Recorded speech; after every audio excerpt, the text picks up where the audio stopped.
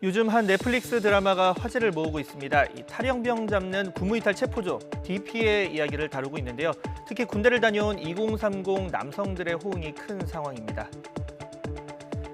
네, 다양한 군내 가혹행위가 드라마 속에 등장합니다. 이 방독면 씌우고 물고문, 또 못 박힌 벽으로 후임 밀어내서 상처 주기, 후임병 편지 선임이 대신 읽고 놀리기, 또 야간 근무 중에 자유행위 강요하기, 속옷 벗기고 라이터로 채모 태우기 등이 소재로 쓰였는데요.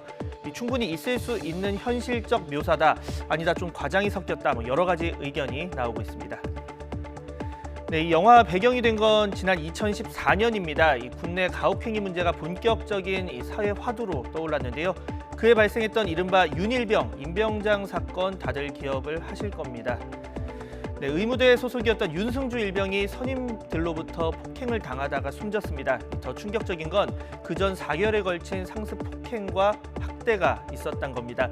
이 성기에 안티프라민을 바르게 또 바닥에 가르치며 핥아먹도록 했고 강제로 치약 한 통을 짜 넣어 먹였다는 게 군 수사 결과 사실로 드러났습니다.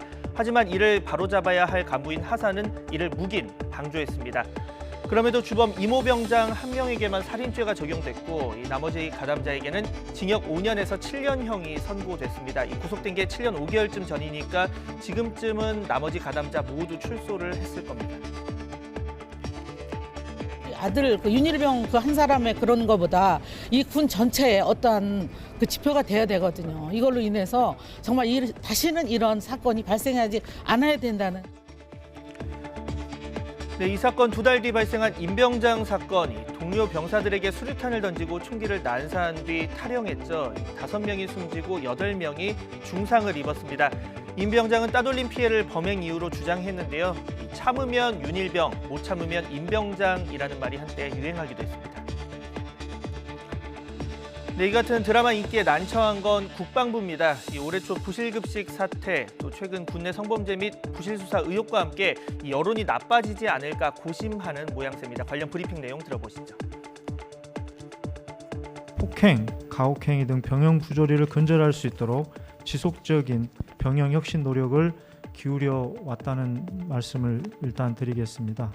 일과 이후 휴대전화 사용 등으로 악성 사고가 은폐될 수 없는 병영 환경으로 현재 이렇게 바뀌어 가고 있다는 점을 말씀을 드리겠습니다.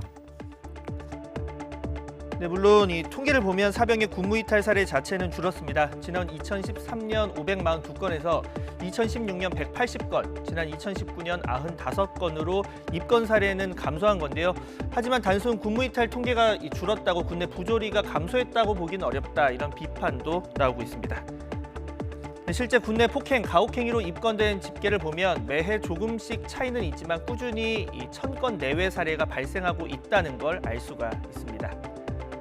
이런 가운데 정치권 역시 DP 열풍에 가세했습니다. 내년 대선을 앞두고 주요 후보들, 드라마 주 시청층인 2030 남성들에 대한 일종의 구애에 나섰다는 해석도 나오고 있는데요. 구체적 내용을 보면 먼저 이재명 지사 자신은 산재로 군에 가지 못했지만 수십 년 전 공장에서 매일 겪었던 일과 다르지 않은 야만의 역사라며 이 가혹행위와 악습 타파를 강조했습니다. 홍준표 의원은 본인은 방위병으로 복무했지만 가혹행위가 참 심했다며 강군을 만들기 위해서 모병제와 지원병제를 답으로 제시했는데요. 그러자 유승민 전 의원, 군이 부조리와 폭력에서 벗어나야겠지만 모병제를 한다고 없어지느냐며 모병제는 정의와 공정이 아니라고 반박 의견을 내기도 했습니다.